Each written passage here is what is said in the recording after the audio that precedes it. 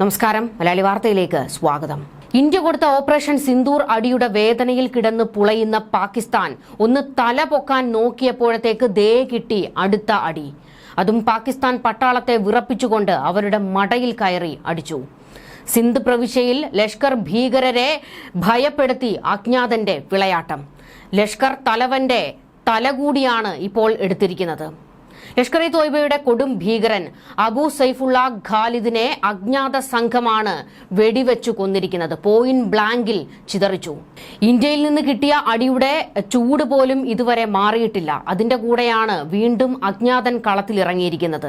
ഇത് ഇന്ത്യയുടെ നീക്കമാണ് എന്ന് പാകിസ്ഥാൻ പട്ടാളം ആരോപിക്കുകയാണ്. ഇതിനു മുൻപും പാകിസ്ഥാനിൽ പലയിടത്ത് അജ്ഞാതർ ഇറങ്ങിയിട്ടുണ്ട്, പല തലകളും വീഴ്ത്തിയിട്ടുമുണ്ട്. ഇപ്പോൾ വീണ്ടും അതേ അവസ്ഥ ഉടലെടുത്തിരിക്കുന്നതോടെ ഭീകരർ ഭയത്തിലാണ്. റസാവുള്ള നിസാമണി, വിനോദ് കുമാർ, മുഹമ്മദ് സലീം എന്നിങ്ങനെ പല പേരുകളിൽ പ്രത്യക്ഷപ്പെട്ടിരുന്ന അബു ഖാലിദ് ഇന്ത്യയെ ലക്ഷ്യമാക്കി നിരവധി ആക്രമണങ്ങൾ ആസൂത്രണം ചെയ്തിട്ടുള്ള ഭീകരനാണ്.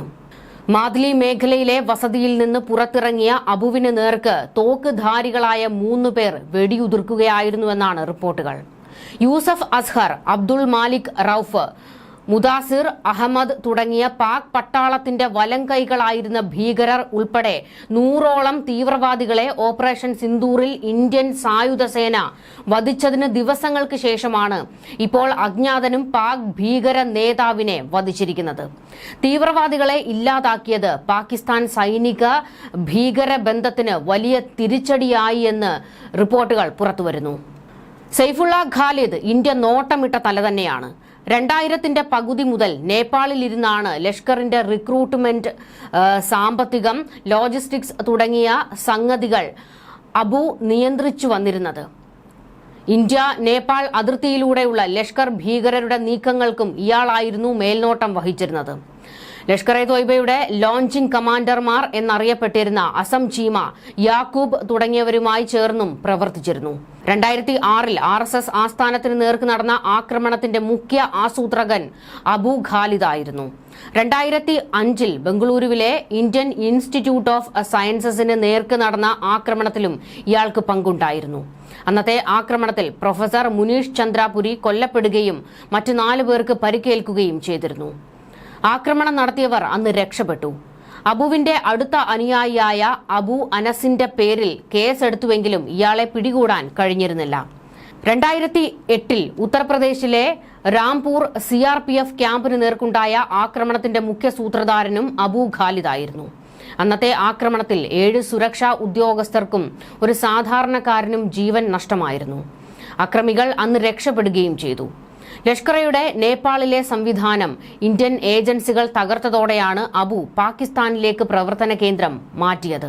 തുടർന്ന് യൂസുഫ് മുസമ്മിൽ ഇക്ബാൽ ഹാഷ്മി, മുഹമ്മദ് യൂസഫ് തൈബി തുടങ്ങിയ ലഷ്കർ ഇ തോയ്ബയുടെയും ജമാഅത്ത് ഉദ്ദവയുടെയും ഉന്നത നേതാക്കളെ ഏകോപിപ്പിച്ചുകൊണ്ടുള്ള പ്രവർത്തനങ്ങൾ ഖാലിദ് തുടരുകയും ചെയ്തു.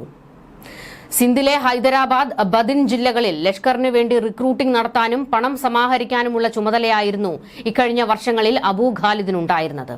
നേപ്പാൾ സ്വദേശിനിയായ നഗ്ബ ബാനുവിനെ വിവാഹം ചെയ്ത അബു ബാദിൻ ജില്ലയിലെ മാദ്ലിയിലായിരുന്നു താമസിച്ചിരുന്നത്. യാത്രകൾ പരിമിതപ്പെടുത്തണമെന്ന് അബുവിന് ഇയാളുടെ നേതാക്കളിൽ നിന്ന് നിർദ്ദേശം ലഭിച്ചിരുന്നുവെന്നാണ് വിവരങ്ങൾ. മാത്രമല്ല, ഇയാൾക്ക് വേണ്ടി സുരക്ഷാ ഉദ്യോഗസ്ഥരെയും നിയോഗിച്ചിരുന്നു. എന്നാൽ ഇതിനെല്ലാം മറികടന്നുകൊണ്ട് ഞായറാഴ്ച ഉച്ചയോടെ തോക്കുധാരികളുടെ സംഘം അബു ഖാലിദിനെ കൊലപ്പെടുത്തുകയായിരുന്നു. വീണ്ടും അജ്ഞാതൻ ഇറങ്ങിയതോടെ പാക് പട്ടാളം ഒന്ന് വിജിലന്റ് ആയിരിക്കുകയാണ്. അജ്ഞാതരെ കണ്ടെത്തണം, അതായത് പാകിസ്ഥാനിലെ പലയിടങ്ങളിലായി ഭീകരരെ കൊന്നൊടുക്കുന്ന അജ്ഞാതനെ തപ്പി ഇറങ്ങിയിരിക്കുകയാണ് ഇപ്പോൾ പാകിസ്ഥാൻ പട്ടാളവും. പാകിസ്ഥാനെ സംബന്ധിച്ചിടത്തോളം കഴിഞ്ഞ വർഷങ്ങളിലെല്ലാം ഈ അജ്ഞാത പേടി ഉണ്ടായിരുന്നു. അതിൽ ഏറ്റവും പാകിസ്ഥാൻ ഇപ്പോഴും ഭയക്കുന്ന ഒരു വർഷം 2023 2023 പാകിസ്ഥാന് അജ്ഞാത ഭീതിയിൽ ആടിയുലഞ്ഞ വർഷമായിരുന്നു. ഖാലിസ്ഥാനി വിഘടനവാദി HS നിജാർ മുതൽ ലഷ്കർ ET കമാൻഡർ ഷാഹിദ് ലത്തീഫ് വരെ ഇന്ത്യ അന്വേഷിക്കുന്ന നിരവധി ഭീകരരാണ് അജ്ഞാതരുടെ ആക്രമണത്തിൽ കൊല്ലപ്പെട്ടത്. ആരാണ് ആ അജ്ഞാതൻ? എപ്പോഴാണ് ഇത് ആരംഭിച്ചത്? ഹിറ്റ് ലിസ്റ്റിൽ ഇനി എത്ര ടാർഗറ്റുകൾ ഉണ്ട്?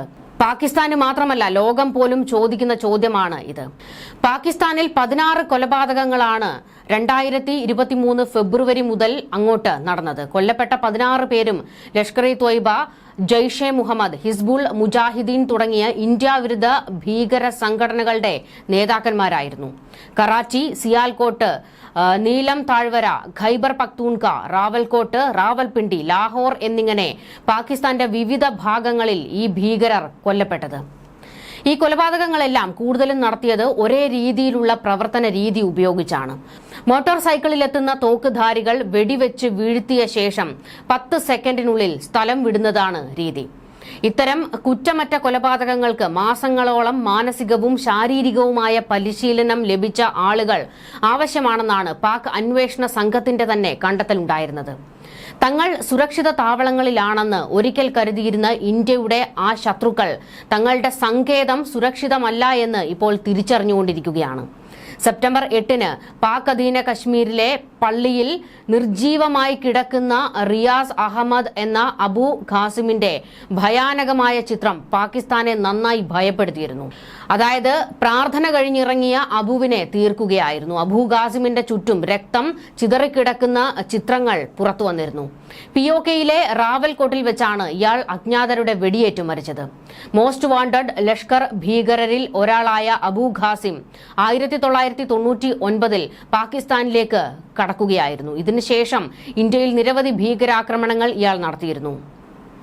ഇതുകൂടാതെ 2022 ജനുവരിയിൽ രജൌരി ജില്ലയിൽ നടന്ന ദാംഗ്രി ഭീകരാക്രമണവും ഇതിൽ ഉൾപ്പെടുന്നുണ്ട്.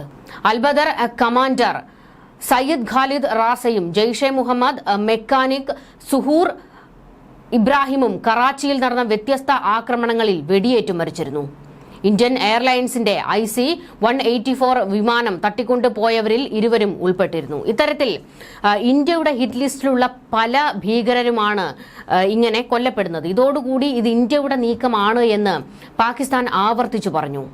പാകിസ്ഥാൻ എപ്പോഴും ആരോപണം ഉന്നയിക്കുന്നത് ഇത് അജിത് ഡോവലിന്റെ പണിയാണ് എന്നാണ്. അതായത് അജിത് ഡോവൽ പാകിസ്ഥാന്റെ മുക്കും മൂലയും അറിയാവുന്ന ആളാണ്. അജിത് ഡോവലിന്റെ അടുത്ത് നിന്ന് പരിശീലനം കിട്ടിയ സംഘങ്ങൾ പാകിസ്ഥാനിൽ പലയിടത്തും ഉണ്ട് എന്ന് പാക് പട്ടാളം തന്നെ വിശ്വസിക്കുന്നുണ്ട്. അതുകൊണ്ട് തന്നെ ഇന്ത്യയാണ് ഈ നീക്കങ്ങൾ നടത്തുന്നതെന്നും തീവ്രവാദികളെ കൊന്നൊടുക്കുന്നത് ഇന്ത്യയാണ് എന്ന് ലോകത്തോട് വിളിച്ചു പറഞ്ഞുകൊണ്ടിരിക്കുകയാണ് പാകിസ്ഥാൻ. പാകിസ്ഥാന്റെ കരച്ചിൽ കണ്ടാൽ തോന്നും മരിച്ചവർ സിവിലിയൻസ് ആണ് എന്ന്.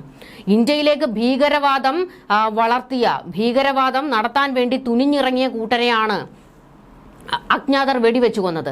ഈ അജ്ഞാതൻ ഇന്ത്യയുടെ ആളാണോ എന്നതിൽ വ്യക്തത ഇതുവരെ പുറത്തു വന്നിട്ടില്ല. കാരണം പാകിസ്ഥാൻ പലതവണ ആരോപണം ഉന്നയിക്കുമ്പോഴും ഇന്ത്യ അതെല്ലാം നിഷേധിക്കുകയാണ് ചെയ്തിട്ടുള്ളത്. എന്തായാലും പാകിസ്ഥാന് വേണ്ട തലകളെല്ലാമാണ് വീണുകൊണ്ടിരിക്കുന്നത്. അതിൽ ഏറ്റവും ഒടുവിലത്തെ പേരാണ് ഇപ്പോൾ പുറത്തു വന്നിരിക്കുന്ന സെയ്ഫുള്ള ഖാലിദ്. ഇനിയും ഒരുപാട് തലകൾ വീഴാനുണ്ട് എന്നുള്ളത് ഏതാണ്ട് ഉറപ്പായി കഴിഞ്ഞിരിക്കുന്നു. ന്യൂസ് ഡെസ്ക് മലയാളി വാർത്ത.